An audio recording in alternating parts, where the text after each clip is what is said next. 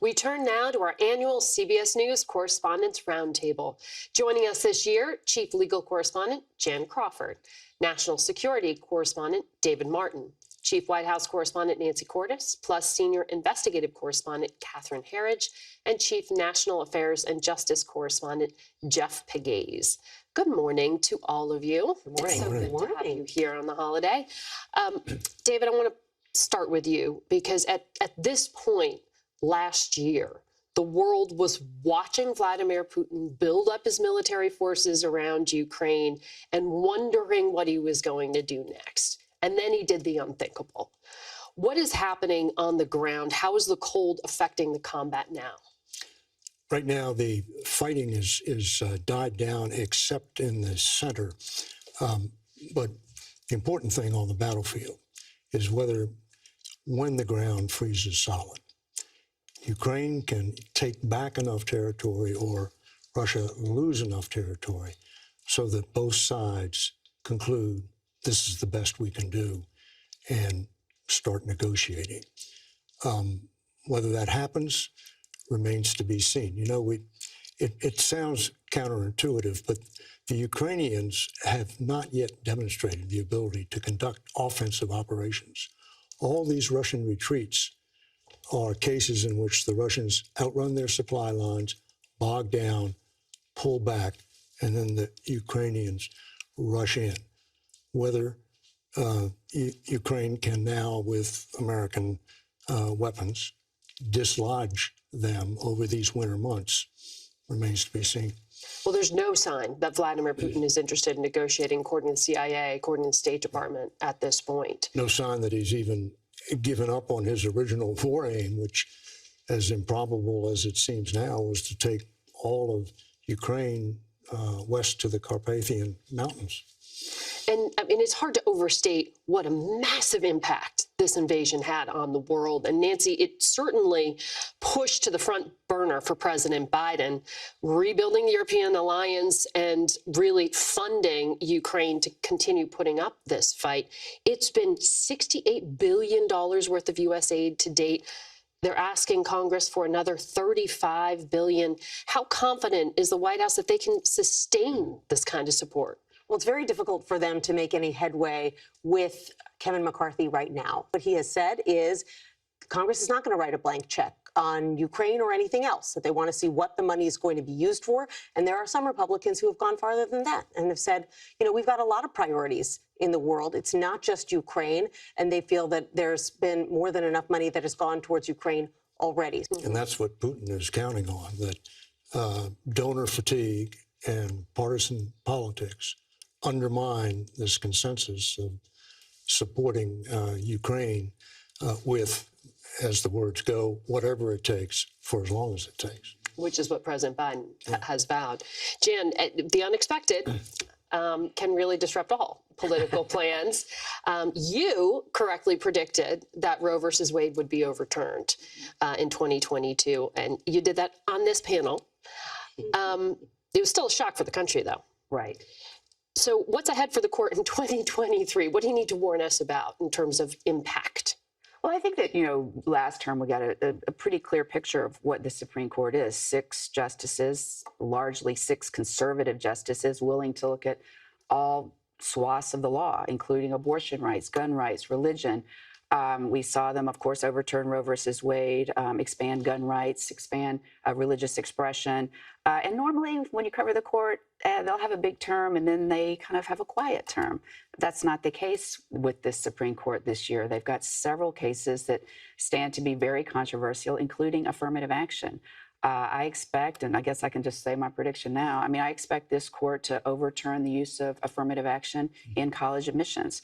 That, I think, will have a significant impact on the political discourse that we saw last year with women's rights. There's the case that gay rights groups are very interested in this year. That one, I think, is a tougher call for the court. But you're seeing a court that is set on a solidly conservative path. How is that affecting the political process? This is the court we have. It's not going to change for years.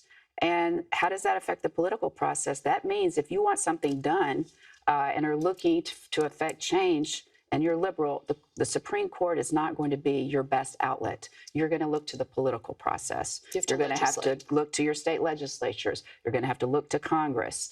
And that, I think, is the message of this court. They're withdrawing from these social issues and saying, go take it up with your legislatures. Student loan forgiveness hanging in the balance as well. In February, they just added that case. That, I think, is a hard case and one that this court may agree with some of the lower courts and say that the White House went too far. 26 million Americans have been more or less promised forgiveness by the Biden administration. The question is, does he have the authority to do that? Exactly. And so promises can be empty if they're not grounded in proper authority. Is there a cost politically to making a promise you can't deliver on? Sure. I mean, this is something that was cheered by the left, had been pushed certainly by progressives for a long time. Republicans were outraged. They said he didn't have the authority. Jeff and Catherine, I want to get to you both because this is a very busy beat, the justice beat, and I think it's going to get busier. Jeff, what can you tell us about the timeline for the dual investigations being carried out by the special counsel? Jack Smith is a special counsel. He's been sending out a flurry of subpoenas across the country connected to this fake elector scheme, this scheme to overturn the election results. And so he's been moving fairly quickly, wouldn't you say? And clearly he has a plan in terms of how he wants to prosecute this case. Where it ends up, we don't know yet. But he's covering some ground the Department of Justice prior to his arrival hasn't covered. And so they're moving pretty swiftly. In that case, we should probably take our vacation soon because I have a feeling after the new year, we're going to have to start running even faster. Does it run right into the 2024 presidential race? I don't think so. I think it wraps up before then. Former senior Justice Department officials I've been speaking to, when they look at this broad array of investigations, they believe that if criminal charges are brought, they see the Mar-a-Lago case as one of the more likely options because it's a more discrete set of facts that's easier to wrangle, for a lack of a better legal term. January 6th is a more challenging case, they say, because so many of the actions were taken while he was the top executive within the U.S. government. So there are all these questions of privilege. My question is, if there is a Mar-a-Lago prosecution, how does that go with the public sentiment? I mean, it's a records case, right? And is that going to have the same impact as a January 6th prosecution, especially when you're seeing people who are looking at multi-year prison sentences who say they went to Capitol Hill, if not but for the direction of that president? Jan, as the lawyer, do you want to weigh in? I think that analysis is exactly right, and also how it might land with the public. So I kudos, Catherine. I feel very. Thank you. And we won't even get into the political part of it, but you rightly point out that that's also got to be a factor here. I do want to go to the other case that I know you've been tracking, Catherine, and that is the one before the U.S. Attorney in Delaware regarding the president's son, Hunter Biden. This case has been underway since 2018. That's correct. When will it wrap up? Boy, I guess I would start by saying that that's just been the big looming question for several months now. We see upticks in activity. We think there's going to be movement on that case, and then it sort of recedes into the background again. My question is, when you look at the big picture of foreign money here, and we see this with Republicans and Democrats, what was it all about at the end of the day? Was it about trying to enrich a family by influence or access? If that is not the case here, as the White House says, then it should be put to rest. That's the big question. What will the U.S. Attorney in Delaware do now that a special counsel was appointed in the Trump investigation? I think there's generally a feeling that there's more pressure for the appointment of a special counsel or some kind of adjudication of the case. Will there be an indictment or no indictment? Well, Nancy, the White House would point out that the U.S. Attorney in Delaware was a Trump appointee, and that it will ultimately, though, still go to Attorney General Merrick Garland. How is this factoring in at all to the thinking at the White House? As we know, the president is making a decision about whether to run for re-election. He's talking about it over the holidays, as he said.